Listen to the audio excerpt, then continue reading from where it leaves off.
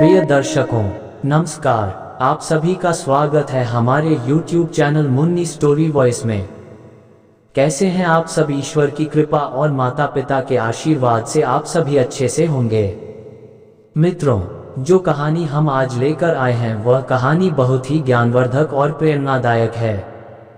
यदि इस वीडियो को पूरा सुनते और देखते हैं तो आप अपने परिवार में कभी भी दुखी और चिंतित नहीं हो सकते हैं।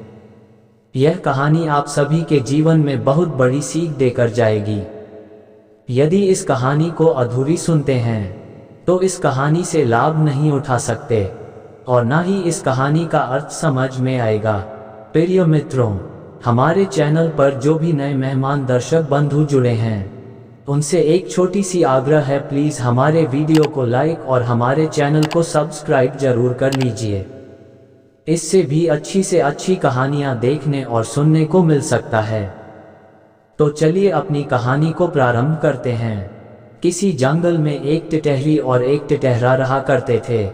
वह दोनों पति पत्नी अपनी जीवन बहुत ही सांप्रदायिक रूप से बिता रही थी। मित्रों, आप सभी को मालूम है कि टिटहरी ऊंचे स्थानों या पेड़ पर नहीं बैठ सकती है। इसकी मुख्य कारण ये है कि टिटहरी का स्वभाव है, क्योंकि टिटहरी अधिक ऊंचाई तक उड़ भी नहीं सकती है। इसी कारण इसे ऊंचे स्थानों पर आप बैठे हुए नहीं देख सकते हैं।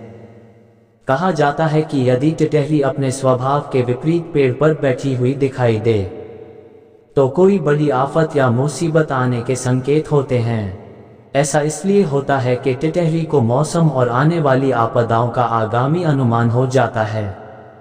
जिस प्रकार समुद्र में सुनामी आने से पूर्व ही वहां के पशु पक्षी दूसरे स्थान पर जाने लगते हैं, जिसे देखकर लोग पता लगा लेते हैं कि समुद्र में सुनामी आने वाली है।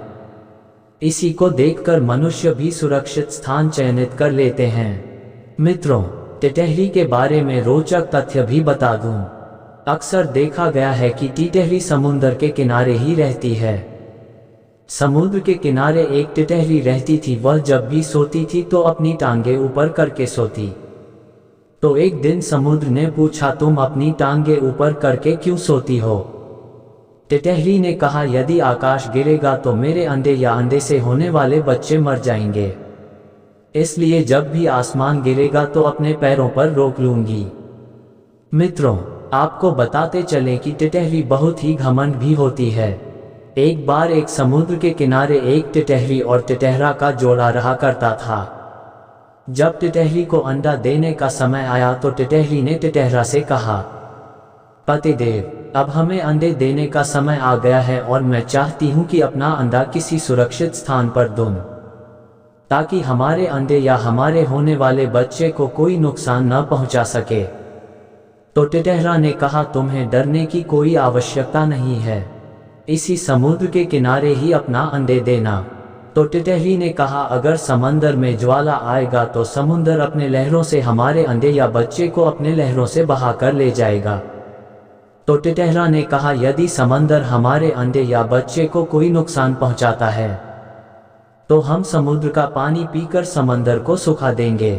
टिटहरा की बातें सुनकर टिटहरी को बहुत गुस्सा आया और सोच में पड़ गई और बोली, तुम अपने चोंच से इतने बड़े समुद्र को कैसे सुखा सकते हो?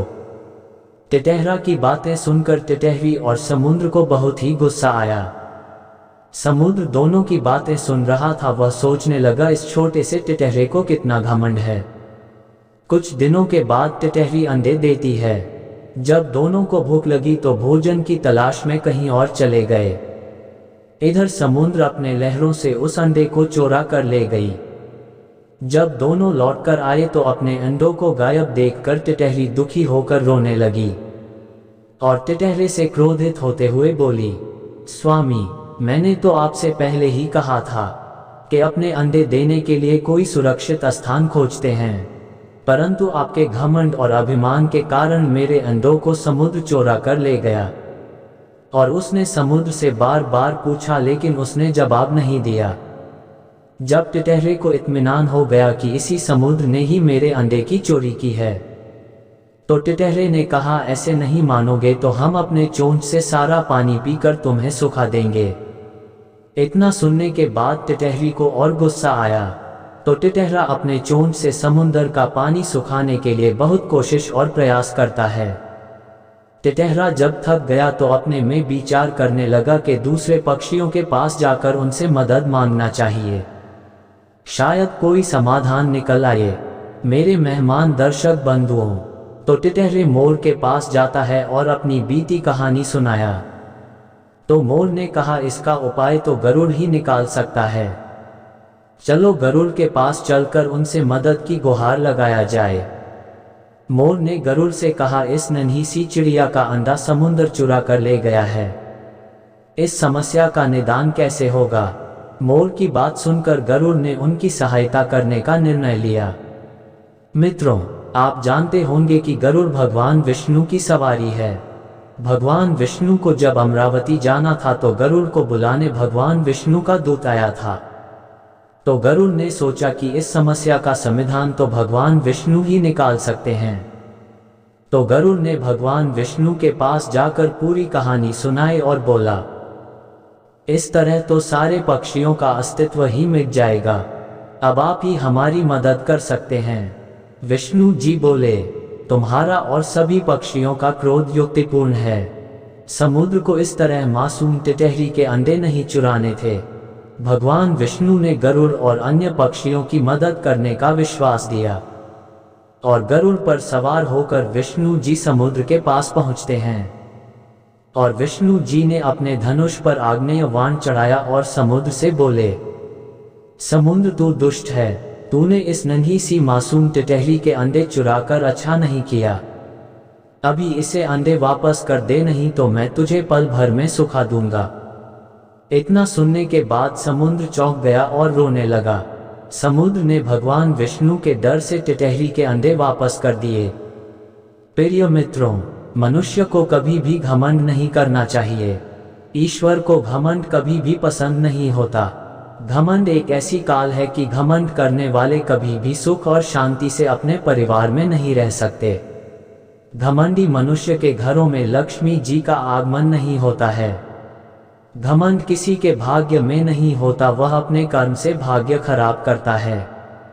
तो मेरी प्यारी माता एवं बहनों और मेरे प्यारे भाइयों, इस कहानी से आप सभी को क्या सीखने को मिला, प्लीज़ कमेंट करके बताइए और हमारे वीडियो को लाइक और हमारे चैनल को सब्सक्राइब कर लीजिए। धन्यवाद।